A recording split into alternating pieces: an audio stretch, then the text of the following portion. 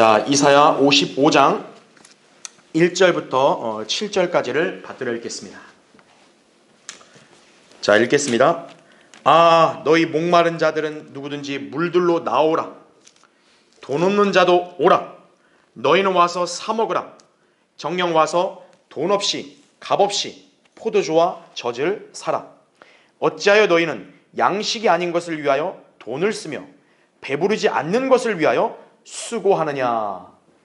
그러니까 이건 정말 헛되이 사는 거죠. 그렇죠? 헛수고하는 거잖아요. 하나님은 그러지 말라는 거예요. 내게 열심히 경청하고 좋은 것을 먹어라. 그리하여 너희 혼이 풍요함 속에서 스스로 기뻐하게 하라. 너희 귀를 기울이고 내게 와서 들으라. 그리하면 너희 혼이 살리라. 또 내가 너희와 영원한 언약을 맺으리니 곧 다윗의 확실한 자빈이라. 보라, 내가 그를 백성에게 증거로 주었고 또 백성에게 인도자와 명령자로 주었노라. 보라, 나는 내가 알지 못하는 한 민족을 부를 것이요 너를 알지 못하던 민족들이 내게 달려올 것이니 주 너의 하나님 때문이요 이스라엘의 거룩한 분을 위해서니라. 이는 그가 너를 영화롭게 하였음이니라. 그를 찾을 만할 때에 너희는 주를 구하며 그가 가까이 계실 때 그를 부르라. 악인은 자기의 길을, 불의한 사람은 자기 생각들을 버리고 주께로 돌아오라. 그리하면 주께서 그에게 자비를 베푸시리라. 우리 하나님께로 돌아오라. 그가 넘치게 용서하실 것임이라. 이렇게 말씀하죠. 이 본문에서 면면이 흐르고 있는 성격이 뭡니까? 모든 인간들로 하여금 하나님께 오라는 거예요. 그렇죠? 인간들은 하나님께 오는 것을 굉장히 부담스러워하는데 절대 부담스러운 게 아니란 얘기죠. 그렇죠? 예. 그래서 오늘 설교의 제목은 하나님의 초청이라고. 예. 인간이 하나님께 나아가고 하나님이 받아주는 것도 진짜 감지덕지한 일인데 하나님이 오히려 인간들을 먼저 초청하시는 거예요. 오라고. 오늘 여러분 이 말씀의 심오한 진리를 잘 깨달으시기 바랍니다. 자, 성경에서 가장 많이 쓰이는 단어 뭔지 아십니까? 성경이 말씀 아니에요. 그렇죠? 말하다입니다. 말하다. 예, 영어로 say죠. 성경이 하나님의 말씀으로서 주님께서 말씀하는 것이기 때문에 말하다라는 단어가 많이 나온다고 합니다. 성경에서. 자, 그럼 그 다음으로 많이 나오는 단어가 무엇이냐? 오다입니다. 오다. 오라, 오다. 영어로 come이죠. 자, 그렇게 본다면 성경은 주로 하나님께서 인간들에게 오라고 초청하시는 말씀이 기록되어 있다 할 수 있겠죠. 그렇죠? 말하다, 오다. 두 개를 결부시켜 보세요. 그럼 하나님은 말하는 거죠. 오라고. 그게 성경의 성격이라는 걸 아시겠죠?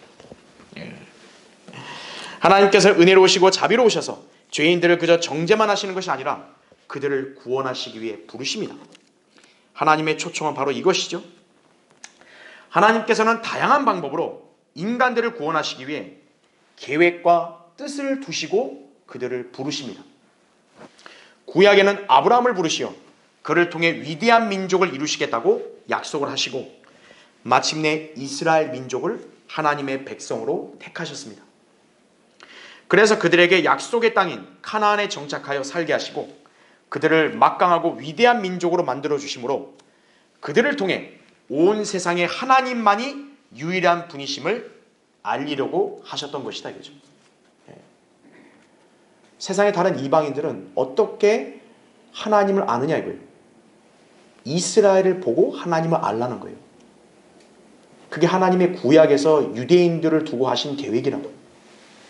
그 유대인들은 하나님의 백성다운 면모를 보여야죠. 그렇죠? 그런데 이스라엘은 번번이 우상 숭배를 자행하고 하나님께 반역함으로써 그분의 계획을 무산시키는 죄를 범했습니다. 그럴 때마다 하나님께서는 그들을 심판하셔서 이방 왕국의 포로가 되어 약속의 땅에서 쫓겨나도록 하신 거예요. 그러나 그렇다고 해서 하나님께서는 그들을 영원히 끝내시거나 멸망시키지 않으셨습니다. 하나님의 자비죠. 주님께서는 그들이 다시 회복하고 번성할 것을 약속을 하셨다는 얘기죠. 우리가 오늘 읽은 이사야 55장 바로 앞에 54장을 보면은 하나님께서 이스라엘 회복을 이미 예고하셨다 이거죠. 그러면서 그들에게 이제 그런 죄에서 돌이켜서 주님께로 와 하나님의 복과 선물을 마음껏 누리라고 지금 초청하고 계시는 것이다 이거죠. 즉 하나님이 이스라엘 너희를 용서하고 다시 회복시킬 거다 이거죠. 그러니 너희는 이제 회개하고 내게로 오라 이거예요. 이게 지금 본문의 말씀이라고요. 오늘 본문은 하나님께서 이스라엘 백성의 회복을 약속하시면서 그들에게 구원으로의 초청을 하고 있습니다. 물론 하나님께서는 죄에 대해서는 공의로 심판하시지만 그분의 백성에게는 자비를 베푸시죠. 이것을 본문에서는 다윗의 자비라 말씀하고 있죠. 이따 설명을 드릴 거예요. 다윗이 어떠한 자비를 받았는가 이거예요. 다윗은 구약의 율법시대 사람이었죠. 그런데 정말 특별한 자비를 받았어요. 그리고 무엇보다 하나님께서는 그에게 이스라엘을 통치할 메시아를 그의 집안에서 나오게 하실 것이고 그의 보좌에 앉아서 통치할 것도 약속하셨습니다. 따라서 이스라엘도 다윗 안에서 역시 구원을 받아 다시 회복될 것을 지금 상기시켜 주시는 것이다 이거죠. 다윗에게 하신 언약이 영원하잖아요. 그렇죠? 다윗이 어느 민족을 통치해야 돼요? 이스라엘 민족 아니에요. 그렇죠? 다윗의 씨가 이제 이스라엘 민족을 통치해야 되는데 그럼 이스라엘 민족이 멸망하면 안 되잖아요. 그렇죠? 다윗의 언약이 확실하면 이스라엘도 그 언약의 혜택을 봐서 결국 멸망하지 않고 회복될 것이다 이거죠. 그래서 그들에게 이 자비를 받을 수 있도록 하나님은 초청하시는 거다 이거죠. 오라 이거예요. 그런데 본문의 초청 말씀은 이스라엘에게만 국한되지 않아요. 영적으로 이 시대에 우리가 살고 있는 모든 사람에게도 유효한 말씀이에요. 하나님의 초청의 대상은 제한이 없다 이거죠. 그래서 하나님이 정말 위대하시고 자비로운 분이시라는 거예요. 유대인을 대상으로 하신 말씀이면서도 동시에 뭐예요? 모든 민족들을 다 겨냥하고 있다는 거죠. 나오라 이거예요. 당시 이스라엘은 범죄한 가운데서요 하나님을 찾지 않았습니다. 마찬가지로 이 시대의 죄인들의 특성도 뭡니까? 하나님을 찾지 않아요. 그러나 예수 그리스도께서 이 땅에 오셔서 우리를 위한 구원 계획을 완성하셨기 때문에 누구든지 이 사실을 믿으면 구원받을 수 있습니다.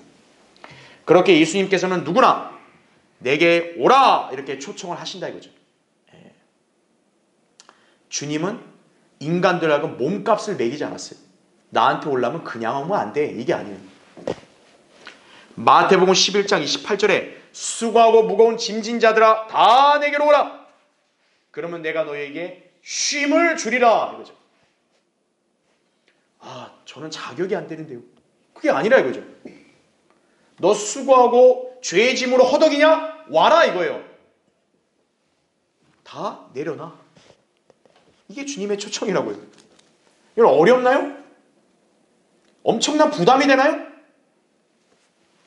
이것이 바로 세상 종교와 예수 그리스도를 믿는 신앙의 차이입니다. 사람들은 오해하는 거예요. 예수 그리스도를 믿으면 자기 인생에 무슨 굉장한 손해를 당하고 굉장히 힘들게 산다고 착각을 하는 거예요. 아니라고요. 세상 종교로 귀의하면 오히려 그게 고생이죠. 얼마나 인간들로 하여금 행위를 강요하냐 이거예요. 그런데 예수 그리스도를 믿는 것은 행함이 아니라 거죠. 그분께 나와서 죄를 내려놓고 그분의 십자가의 구속사역을 믿으면 그만이라고요. 그러니까 여러분들도 누군가에게 예수 그리스도를 전할 때는 정확히 전하셔야 돼요. 아, 나는 당신한테 지금 기독교에 귀하라, 또 교인이 되란 말이 아닙니다 이거예요. 예수 그리스도를 믿고 영원한 생명과 안식을 누리십시오 이거예요. 그건 어떤 대가도 없다 이거죠. 세상 종교는 수고와 노력과 대가 등으로 구원을 받을 수 있는 것처럼 가르치지만 예수 그리스도께서는 어떤 대상이나 조건을 전혀 제한하지 않으시고 누구나 오면 쉼을 주시겠다고 그렇게 약속을 하셨다 이거죠. 하나님의 초청에 응하는 사람은 이 복을 누구나 다 누리는 거예요. 하나님의 위대한 초청, 오늘 우리는 말씀을 통해서 하나님의 초청의 특성이 무엇인지를 살펴볼 것입니다. 하나님의 초청의 의미를 모르고 교회 생활을 했다 이거예요. 그 쓸데없는 짓하고 인생을 낭비한 거예요. 그런 사람은 진정한 초청에 다시 응해야 돼요. 만일 초청에 응했다면 이제 하나님의 초청을 통해 받은 위대한 선물을 여러분 항상 기억하고 그 선물을 누리는 삶을 우리 모두가 살아야 된다 이거죠. 그리고 무엇보다 하나님의 초청을 모르는 자들, 하나님을 거부하는 자들을 향해 목소리를 높여서 그분께 오라고 외쳐야 한다 이거죠. 이것이 성도로서의 자세임을 숙지하는 귀한 계기가 되기를 바랍니다. 자, 하나님의 초청의 특성, 오늘 설교의 주제입니다. 자, 하나님의 초청에는 어떤 특성이 있는가 보겠습니다. 첫 번째, 하나님의 초청은 누구든지 값없이 참여할 수 있습니다. 공짜예요, 공짜. 자, 1절, 2절 보십시오. 너희 목마른 자들은 누구든지 물들로 나오라. 돈 없는 자도 오라. 너희는 와서 사 먹으라 이거죠. 아니, 돈이 없는데 어떻게 사 먹어요? 그죠? 말이 안 되잖아요. 근데 돈 없이, 값 없이 포도주와 젖을 사라 이렇게 말씀하죠. 어찌하여 너희는 양식이 아닌 것을 위하여 돈을 쓰며 배부르지 않는 것을 위하여 수고하느냐. 내게 열심히 경청하고 좋은 것을 먹어라. 그리하여 너희 혼이 풍요함 속에서 스스로 기뻐하게 하라 말씀하죠. 성경은 거듭나지 않은 죄인들을 영적으로 목마르고 굶주린 자들로 말씀하고 있습니다. 왜냐하면 그들은 모든 생명의 근원이신 하나님을 거부하고 있기 때문에 그런 것이에요. 그렇게 인간들은 자신의 영적인 갈증과 배고픔을 해결하기 위해서 무엇보다 하나님께 나아가야 된다 이거죠. 사람이 물이 없으면 심한 갈증에 시달리고 심하면 죽게 되죠. 하나님이 없으면 인간은 살 수 없는 거예요. 그래서 하나님께서는 그런 인간들에게 먹을 것과 입을 것을 풍성히 주시겠다고 그렇게 약속하신다 이거죠. 그러면서 초청을 하는 거예요. 얼마를 내야 됩니까? 공짜다 이거죠.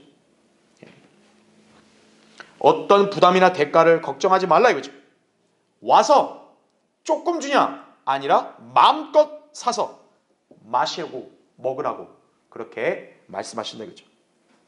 자, 이 시대는 우리의 배고픔과 갈증을 무엇을 해결할 수 있나요? 예수 그리스도를 믿음으로써 해결할 수 있는 거예요. 주 예수 그리스도는 우리의 생명수를 주시고 또 그분 자신이 생명의 빵이시라고 말씀하신다 이거죠. 그러므로 그분께서는 자신에게 오면 결코 배고프거나 목마르지 않을 것이라고 그렇게 확증하셨다 이거죠.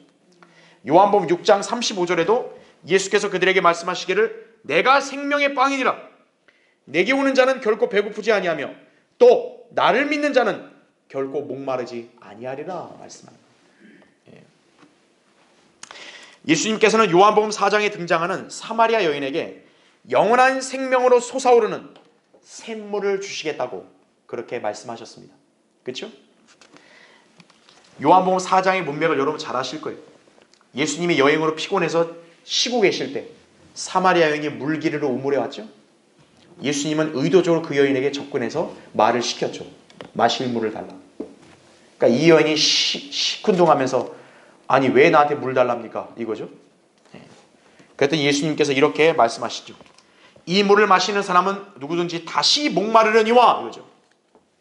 내가 주는 물을 마시는 사람은 누구든지 영원히 목마르지 아니하리라. 그러나 내가 그에게 주는 물은 그 사람 안에서 영원한 생명으로 솟아오르는 샘물이 되리라고 하시니라 말씀하는 거죠.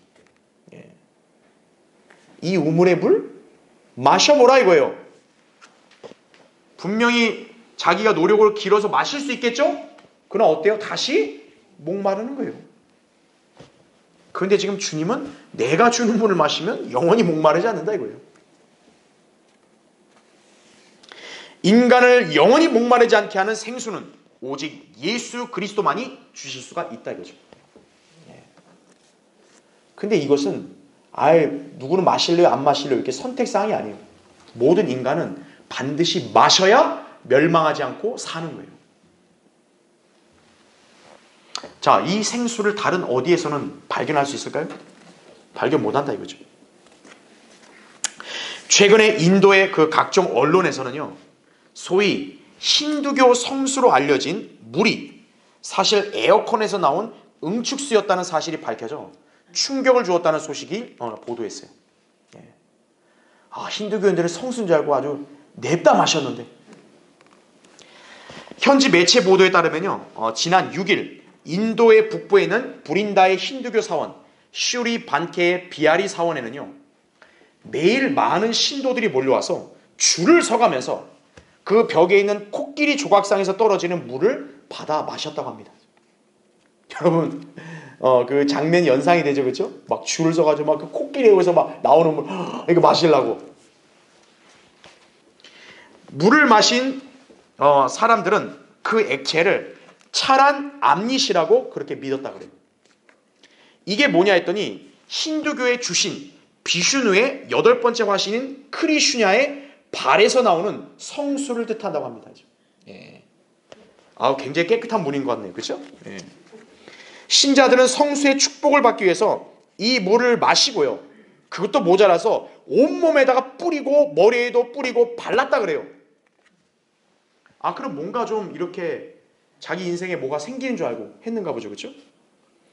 성수로 알고 있었는데 최근에 이 물의 정체가 밝혀진 거예요. 이 사원에 에어컨에서 나오는 응축수였던 거예요. 결국 사원은 사람들이 이 에어컨 응축수를 마시지 못하게 하기 위해서 해명문까지 발표를 했다고 해요. 마시지 마세요, 이거 몸에 안 좋습니다, 이거예요. 그래서 거기 사원의 그 관리자가 말하기를, 사람들이 믿는 건 좋은데 차마 양심상 이 더러운 물을 안 밝힐 수는 없었다고. 그게 종교에 세뇌당한 사람들의 특징이에요. 예. 그 물을 마시면 나는 영생을 얻을 거라 생각했는데, 영원히 목마르지 않을 거라 생각했는데, 이거죠. 인도의 겐지스강에 가서 그 더러운 똥물에서 내가 목욕하고 그러면은 내 죄가 씻어질 줄 알았는데, 그 인구가 얼마인 줄 아세요? 억 단위예요, 억 단위. 억 단위의 사람들이 그러고 있는 거예요, 지금. 자, 어디 힌두교뿐이겠어요?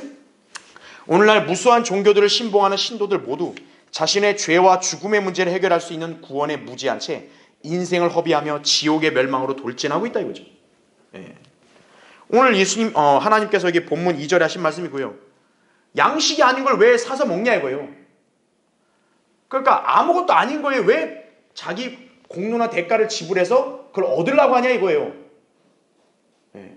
성경에 제시하는 구원을 배제한 채 다른 곳으로 구원에 이르러 가는 종교인들의 행태예요, 이게 바로. 자, 이들은 진정한 생수를 마시지 못했다 이거죠. 오직 인간에게 영원한 생명을 주실 수 있는 분, 바로 예수 그리스도시다 이거죠. 요한복음 7장 37, 38절에 이렇게 나오죠. 그 명절의 가장 큰 날인 마지막 날에 예수께서 서서 외쳐 말씀하시기를, 누구든지 목마르거든 내게로 와서 마시라. 나를 믿는 자는 성경이 말씀한 것과 같이 그의 배에서 생수의 강들이 흐르리라 이거죠. 예. 찔끔 마셔가지고 잠깐 목을 축인 게 아니라 생수의 강들이 막 흐르듯이 부족함 없이 물을 마신 것과 똑같다 이거죠. 그러니까 영원히 목마르지 않는 거죠. 자, 주님의 초청에 응한 사람은 이 약속을 통해서 영적인 갈증이 다 해소되는 것이. 하나님의 초청에 응하는 데 있어서 중요한 요소는 값없이입니다. 값없이. 그런데 오늘날 하나님을 믿지 않는 죄인들, 특히 자신을 경건하고 거룩하게 여기는 종교인들, 신앙인들은 이런 하나님의 은혜를 경시하고 자기들의 의와 선행을 내세워 하나님의 선물을 이렇게 대가를 치르면서 얻으려고 이렇게 발악하고 있다 이거죠.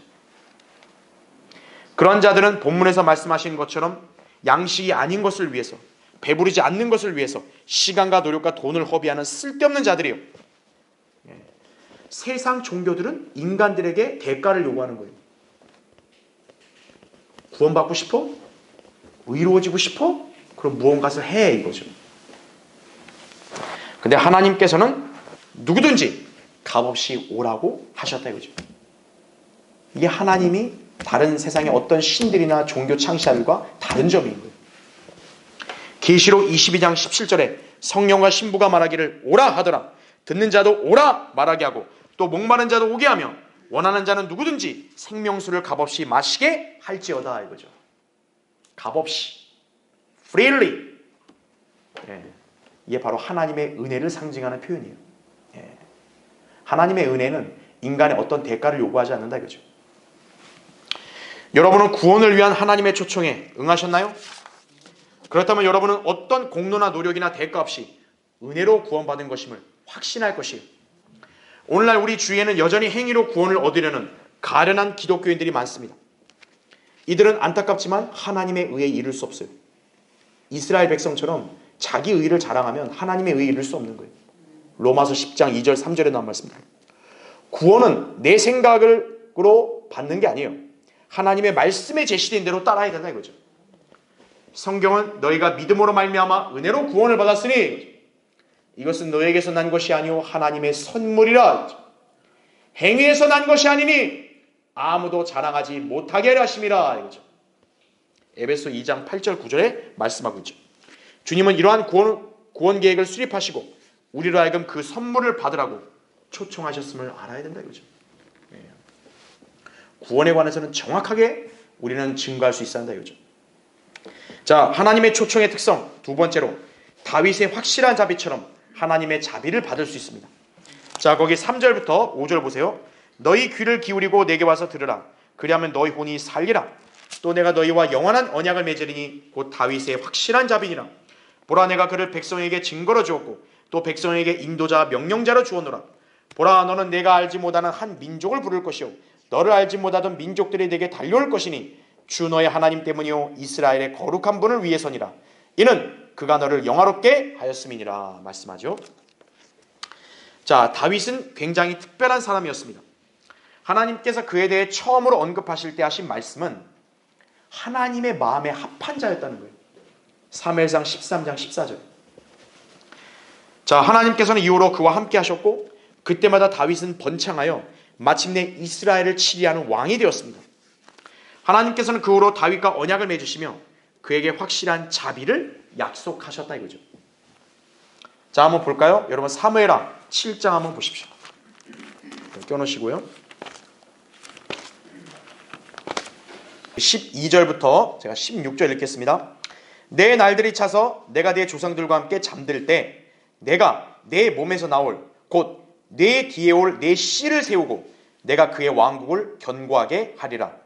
그가 내 이름을 위하여 한 집을 지을 것이요 나는 그의 왕국의 보좌를 영원히 견고하게 하리라. 이렇게 나오죠. 여기서 중요한 표현이 영원이란 말이에요. 영원히. 그러니까 이것은 단순히 다윗의 아들 솔로몬에게 적용되는 예언이 아니에요. 자, 14절 보세요. 나는 그의 아버지가 되고 그는 나의 아들이 되리니 만일 그가 죄악을 범하면 내가 사람들의 막대기로 사람의 자식의 채찍으로 그를 징책하리라. 이렇게 나오죠. 자, 이 부분은 솔로몬에게 적용될 수도 있겠죠. 왜냐? 죄악을 범하는 것은 예수 그리스도는 죄를 범할 수 없잖아요. 그렇죠? 이것은 다윗의 그러니까 인간의 아들들에게 해당되는 거죠. 근데 15절 그러나 내가 내 앞에서 제거한 사울로부터 내 자비를 빼앗은 것과 같이 그것이 그에게서 떠나지는 아니하리니 이렇게 나오죠. 징계를 하시되 그러나 하나님의 자비를 걷어가진 않는다 이거예요.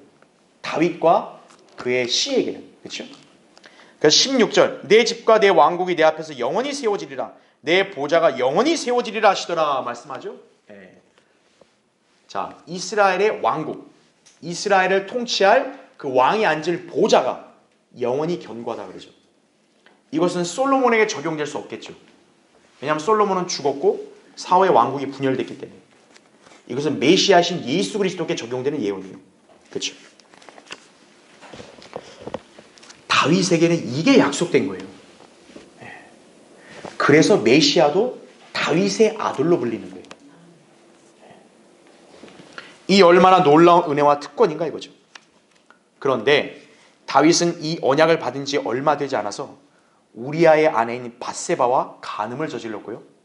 급기야는 우리아의 살인을 이렇게 지시함으로써 엄청난 죄를 저지르게 됩니다. 사실 율법에 따르면 그는 돌에 맞아 죽었어야 했습니다. 하지만 그는 하나님 앞에 진정으로 참회했어요. 그랬더니 하나님께서는 그를 용서하심으로 자비를 베풀어 주셨다는 거죠. 율법에 따르면 공의에 따라 죽어야 돼요. 예. 아무리 다윗이라 할지라도 구약의 율법 시대에 있는 사람은 살인을 저지르고 간음을 저지르다 죽어야 돼요. 근데 하나님은 다윗만큼은 용서하신 거예요.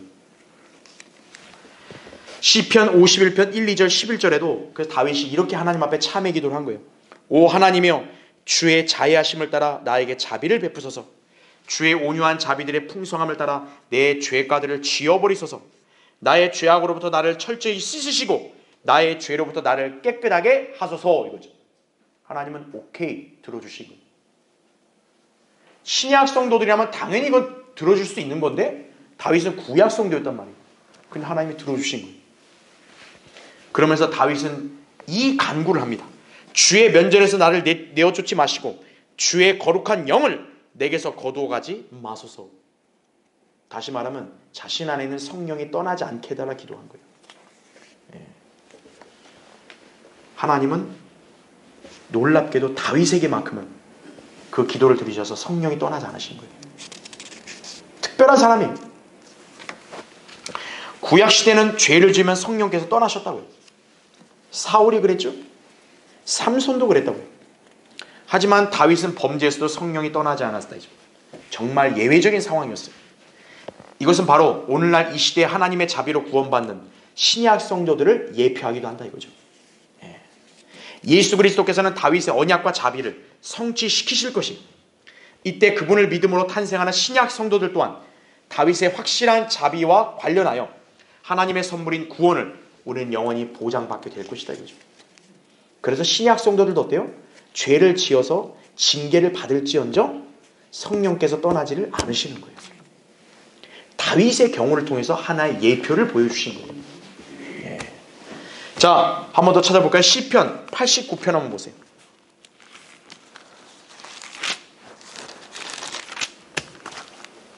(29절부터) 34절을 읽겠습니다.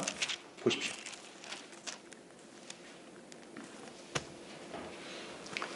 자, 여러분 이 예언의 말씀이 어떤 의미인지를 잘 이렇게 간파하셔야 돼요. 29절 보세요. 내가 또 그의 씨를 영원하게 할 것이며, 이렇게 나오죠. 예. 여기서 그라 했을 때는 메시아 예수 그리스도를 가리키는 건데, 예수 그리스도의 씨하면 당연히 누구를 이렇게 가리키겠어요? 교회를 가리키는 거죠. 예. 그의 보좌도 하늘의 날들과 같게 하리라. 만일 그의 자손이 내 법을 버리고 나의 명령들대로 행하지 아니하며 그들이 내 규례들을 어기고 나의 계명들을 지키지 아니하면 내가 막대기로 그들의 죄가를 다스리며 채찍들로 그들의 죄악을 다스리리라. 이렇게 나오죠. 징계라는 게 딱 연상이 되죠. 그렇죠? 그런데 33절, 그러나 내가 나의 자애를 그로부터 완전히 거두지는 아니할 것이요 나의 신실함도 약해지지 아니하며 내 언약도 깨뜨리지 아니할 것이요 내 입술에서 낸 것도 변경시키지 아니하리라. 이렇게 말씀하고 있죠. 그렇죠? 예. 그러니까 이 말씀은 영적으로 뭡니까? 신약 교회 시대, 바로 교회에 속한 우리 그리스도인들의 구원이 영원히 보장된다는 그런 진리를 여기서 암시하고 있는 거예요. 예. 그러니까 아버지가 자녀를 징계하듯이 징계를 하지만 자비를 거둬가지 않으신다 이거죠. 그래서 성도들이 죄를 짓게 되면 자녀로서 징계를 받는 것이지 멸망당하는 것은 아니다라는 사실이죠. 이것이 구원의 영원한 보장이라 이거죠. 그래서 이 점에 있어서만큼은 우리는 다윗처럼 확실한 자비를 받은 것이죠. 그러니까 여러분 영적으로 그렇게 적용하시면 된다 이거죠. 하나님께서는 이스라엘 백성을 초청하시면서 그들에게 다윗의 확실한 자비로 영원한 언약을 맺겠다고 하십니다. 영원한 언약이라 했을 때는 번복될 리가 없겠죠. 하나님께서는 천년왕국 때 다윗의 보좌를 굳게 세우시어 왕으로서 전 세계를 통치하시고 다윗은 이스라엘의 통치자가 되어서 그 백성들을 다스릴 것이라고 에스겔 34장 23절 24절에 말씀하고 있다는 거죠. 44장 3절에도 다윗은 이스라엘 통치자라 불린다 이거죠. 다윗의 아들인 예수 그리스도는 천년왕국 때 온 세상의 왕이 되시는 거고, 그렇죠? 그러니까 그걸 잘 구분할 수 있어야 되는 거예요. 그러니까 다윗은 이러한 복을 약속받은 사람이에요. 다윗이 대단하고 특별한 사람인가? 아니에요. 그래서 자비인 거예요, 이게. 이스라엘은 반드시 회복되어 장차 모든 이방 나라들 위해 군림하게 될 것이고 이방 나라들은 예수 그리스도께 나와서 그분께 경배를 드리게 될 것이다 이거죠. 다윗의 확실한 자비로 인해서 이것을 이제 이루실 것이다. 그래서 하나님께서는 이제 이스라엘을 구원으로 초청하시는 거예요. 너희들에게 이런 자비가 주어졌는데 왜 너희들 아직 죄악 가운데 있느냐? 내게로 오라 이거죠. 자, 영적으로 본다면 이 시대에 하나님의 초청에 응한 사람들 모두 다윗에게 베푼 것과 같은 하나님의 자비를 모두가 받았다 이거죠. 자, 현재 이 신약 교회 시대에 하나님의 자비는 어디에서 베풀어지냐? 오직 한 곳입니다. 갈보리. 예. 갈보리 십자가에서 피 흘려 죽으신 예수 그리스도, 그분을 믿는 사람에게는 누구를 막론하고 하나님께서는 자비를 베푸시고 그를 용서하시는 것이에요.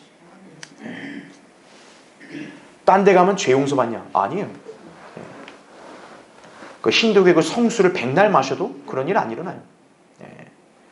새벽 예배, 금요철야, 무슨 뭐 신령, 부흥, 대성회 등등 뭐 온갖 데를 다 다니고 100년을 그렇게 다녀도 절대 그 죄의 사함 받을 수 없어요.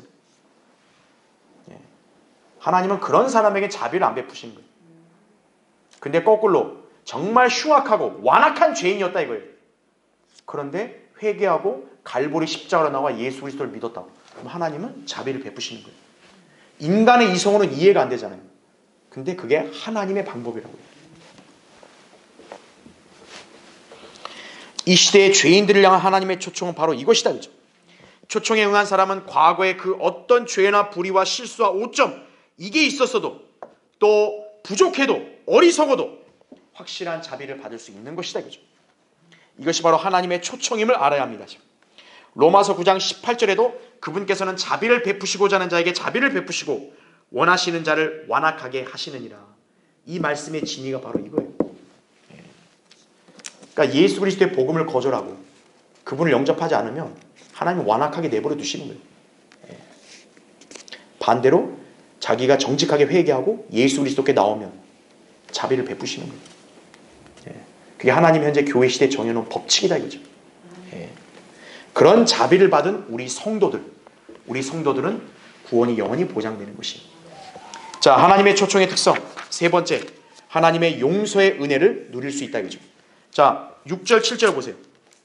다시 이사야 55장 6절 7절에 그를 찾을 만한 때에 너희는 주를 구하며 그가 가까이 계실 때 그를 부르라. 악인은 자기의 길을, 불의한 사람은 자기 생각들을 버리고 주께로 돌아오라.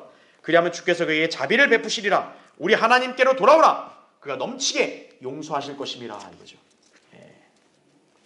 하나님께서는 결코 악인들의 멸망을 기뻐하지 않으시고 오히려 그 악인들이 돌이키는 것을 기뻐하는 분이시다 이거죠. 오해하면 안 돼요. 하나님은 악인이 멸망당하려고 뭘 희열을 느끼는 분이 아니에요. 하나님은 악인이어도 회개하면 기뻐하시는 분이에요.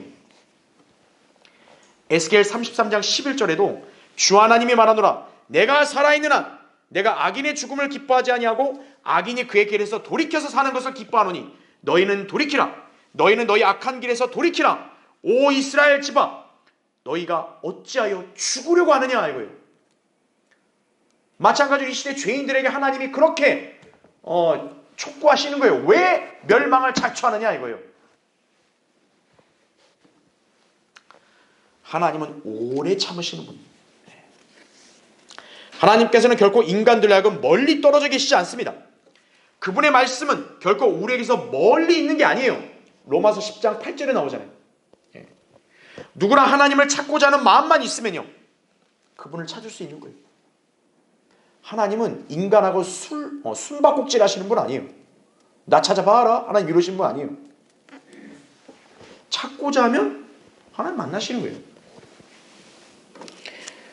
그리고 그분의 초청에 응할 수 있는 것이다. 그죠? 우리 누구나 주님을 부르면 되는 거예요. 하나님께서는 그런 우리의 원함과 부름을 보시고 언제든 우리를 초청하시는 분이시다. 그죠? 이때 인간이 스스로 거룩하고 의로운 채 하면요, 하나님의 초청에 응할 수 없다. 하나님 앞에서 콧대를 세우면 안 돼요. 하나님 앞에 정직하게 죄인임을 시인하고 돌이켜서 그분께로 가면 주님께서는 그 사람을 용서해 주시고 자비를 베풀어 주신다 이거죠. 이 시대에 누구든지 자신이 죄인임을 시인하고 그 죄로부터 돌이켜 예수 그리스도께 나와 그분의 보혈을 믿고 그분을 영접하면 구원받습니다. 구원에는 반드시 회개가 선행되어야 한다 이거죠. 오늘날 수많은 교인들이 구원받지 못한 것은요, 예수를 믿는다는 말만 할 뿐 회개가 선행되지 않았기 때문에 그러는 거예요. 나도 알아요. 나도 십자가 알아요. 나도 예수 믿어요. 그러니까 구원 못 받는 거예요. 하나님 앞에서 내가 죄인입니다 이거예요. 나는 하나님과 지금 멀리 떨어지던 죄인입니다 이거죠. 내가 회개하고 예수 그리스도의 십자가 앞으로 나아가겠습니다. 그래야 구원이 이루어지는 거예요. 대다수 교인들은 그걸 안 하는 거예요. 하나님은 사랑이시라. 하나님은 우리를 사랑하시고 하나님은 우리에게 복을 주신다. 할렐루야. 이러니까 구원을 못 받는 거예요. 구원 방법은 사도행전 20장 21절에 나온 대로 하나님께 대한 회개, 그 다음으로 우리 주 예수 그리스도에 대한 믿음이라고 바울이 그렇게 정의를 했다 이거죠. 그러니까 회개 없는 구원은 가짜예요. 고린도서 7장 10절에도 하나님의 뜻대로 하는 슬픔은 구원을 위한 회개에 이르게 하므로 후회할 것이 없느니라. 그러나 세상의 슬픔은 사망에 이르느니라 이거죠. 구원을 위한 회개는 하나님의 뜻대로 하는 슬픔이에요. 나 자신이 하나님 앞에 악한 죄인이라는 것을 그렇게 시인해야 되는 거예요. 그리스도인들은 구약 성도들보다 훨씬 위대한 특권, 영생을 선물로 받았죠? 왜입니까? 예수 그리스도의 보혈이 위대하기 때문에 그러는 거예요. 구약 성도들은 단순한 죄 사함만을 받았지만 우리는 아예 값없이 우리 죄가 싹 제거된 것이에요. 물론 우리도 죄를 지으면 징계를 받기 마련이지만 우리는 예수 그리스도의 보혈이 있기 때문에 언제라도 자백하면 다시 깨끗해지고 우리는 주님께 언제든 나아갈 수 있는 거예요. 히브리서 9장 14절에 그렇게 말씀하고 있고, 또 우리가 잘 아는 요한일서 1장 7절 9절 말씀도 이거죠. 그의 아들 예수 그리스도의 피가 우리를 모든 죄에서 깨끗하게 하시느니라. 여러분 믿습니까? 그러니까 단순히 성경에 기록됐다가 아니라 정말 여러분 자신이 그 말씀을 확고하게 믿어야 되는 거예요. 인간은 누구나 죄에 넘어질 수 있는 거예요. 그러나 아들이신 예수 그리스도의 피는 우리를 모든 죄에서 깨끗하게 하시는 거예요. 우리가 우리 죄들을 자백하면 그는 신실하시고 의로우셔서 우리 죄들을 용서하시며 모든 불의에서 우리를 깨끗하게 하시느니라. 요한일서 1장 9절 말씀인 거예요. 그러니까 여기 제한이 없는 거예요. 구원받은 그리스도인들 그 누구라도 주님께 나오면 넘치게 용서하시는 거예요. 더구나 우리는 그리스도의 보혈이 있잖아요. 주님께서는 자비와 용서를 베푸시는 분이다 이거죠. 이 복을 누리려면 하나님의 초청에 응해야 되는 거예요. 주님이 오라 그러잖아요. 불의한 길에서 돌이켜 오라 이거예요. 오늘날 하나님의 초청에 응한 우리가 얼마나 복을 받았는지에 대해서 다윗도 이렇게 고백을 하고 있다 그죠. 로마서 4장 6절부터 8절에 이렇게 나와요. 행함이 없어도 하나님께서 의롭다고 여기시는 사람의 복에 관하여 다윗도 말하였으니 말하기를 죄악들이 용서받고 죄들이 가려진 사람들은 복이 있고 주께서 죄를 인정하지 아니하실 사람은 복이 있도다 이거죠. 우리가 죄가 없다는 게 아니에요. 우리가 죄가 있어도 주님이 우리 죄를 인정 안 해주신다는 거예요. 복이 있다 이거죠. 하나님께서는 누구나 자신의 죄를 시인하고 회개하면 용서하는 분이시다 이거죠. 하나님 앞에서요, 그래도 저는 죄가 좀 없는 것 같은데요, 그렇게 말하는 사람이 가장 어리석은 자예요. 누구든 하나님 앞에서 의인은 없어요. 여러분들도 주님께 나아갈 때는요, 항상 자신을 돌아봐야 되고, 그리고 죄에 대해서는 자백해야 되는 거예요. 그럼 우리 주님은 넘치게 용서하신다 이거예요. 완고함과 고집으로 지금 하나님 뜻에 지금 곁길로 가 있다면 자백하고 빨리 돌이켜야 되는 거예요. 그럼 용서하신다 이거죠. 대다수 사람들은 하나님의 뜻을 거스르고 계속 완고함을 고집하는 거예요. 그러니까 하나님과 무관한 인생을 살면서 지금 귀한 시간을 낭비하고 있는 거죠. 수많은 사람들이 시편 32편 5절에도 내가 내 죄를 주께 시인하고 내 죄악을 숨기지 아니하였나이다. 내가 말하기를 내가 내 죄가들을 주께 자백하리이다 했더니 주께서 내 죄의 악을 용서하셨나이다. 셀라. 이거죠. 시편 32편 5절이다. 그죠? 예. 숨길 필요 없다 이거예요. 예. 이따 여러분도 주님께 나가 기도할 때 여러분 하나님 앞에서 무슨 부끄러운 게 있다, 내가 잘못한 게 있다, 숨길 필요 없다 이거예요. 자백하는 거예요. 주님이 다 용서하신다잖아요. 예수 그리스도의 피가 모두가 깨끗하게 한다 그러잖아요. 그 과정을 생략하고 그냥 나아가서 냅다 주십시오만 기도하면 하나님께서 그런 기도를 기뻐하지 않으시는 거예요. 자신을 정당화시키거나 죄를 숨기는 자들은 결국 하나님의 자비를 받을 수 없습니다. 하나님의 초청에 참여할 자격도 없어요.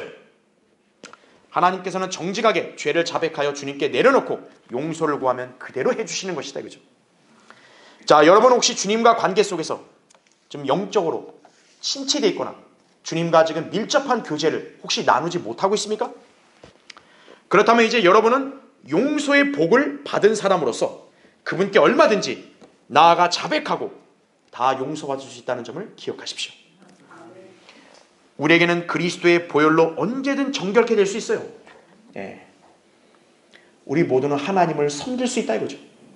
히브리서 9장 14절에도 하물며 영원하신 성령을 통하여 흠없는 자신을 하나님께 드린 그리스도의 피가 어찌 죽은 행실에서 너희 양심을 정결케 하여 살아계신 하나님을 섬기게 하지 못하겠느냐 이거죠. 할 수 있다 이거죠. 하나님의 자비와 사랑을 여러분 모두 잊지 마시기 바랍니다. 자, 결론을 맺겠습니다. 여러분 마틴 루터 아시죠? 마틴 루터는요, 어느 날 자기 친구가 벼락에 맞아 죽는 것을 바로 앞에서 목격했어요. 섬뜩했겠죠? 그는 그 계기를 통해서 하나님을 맞이할 준비를 하기로 결심한 거예요. 하나님이 루터로 하여금 진정으로 깨닫게 하고 주님께 나오게 하는 데 있어서 이 방법을 쓰신 거예요. 루터가 오랫동안 번민한 끝에 수도원을 찾아가서 수도와 경건 생활로 천성에 갈 준비를 시작하려고 했다 이거죠. 그런데 고민은 그를 떠나지 않았어요.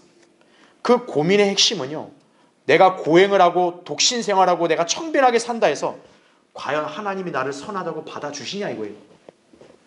이거에 고뇌에 찬 거예요. 루터가. 나 진짜 이렇게 경건하게 살려고 노력하는데 이게 과연 하나님 보실 게 맞을까? 이거예요. 스스로의 노력으로 나는 하늘에 갈 수 있을까? 번민하다가 하나님의 말씀을 보기 시작했다 이거죠. 시편과 로마서 연구를 통해서 루터는 가장 위대하고도 중요한 진리를 깨달은 것이에요. 의인은 믿음으로 말미암아 살리라. 그래서 이 진리를 기반으로 종교개혁의 기치를 든 거예요. 구원의 진리를 설명할 때요, 루터는 믿음을 빈손에 비교하곤 했어요. 그리고 이렇게 말했다고 합니다. 빈손같이 자신을 비우라. 그리고 하나님의 자비와 긍휼만 의지하고 주께 맡기라. 그러면 주님이 은혜로 가득 채워주신다 이거죠. 오늘 본문의 말씀처럼 하나님께서 인간들을 초청하시는 데는 어떤 희생이나 대가를 바라지 않으시고 오직 전적인 자비와 은혜로 구원하시기 위해서 우리에게 그냥 오라고만 하십니다. 그냥 와 이거예요. 그래도 좀 뭔가 좀 갖추고 가겠습니다. 그냥 와 이거죠.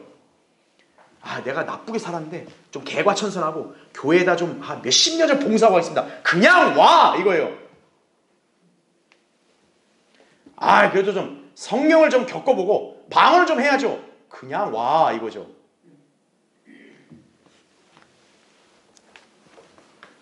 그냥 가면 하나님의 자비로 그 사람 죄 사함 받고 은혜로 구원받는 거예요.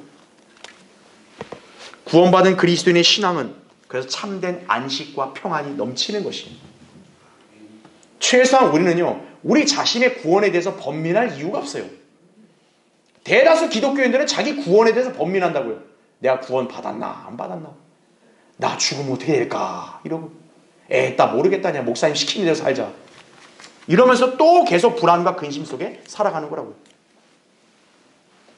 그런 사람들은 아직 하나님의 초청에 응하지 않은 거예요.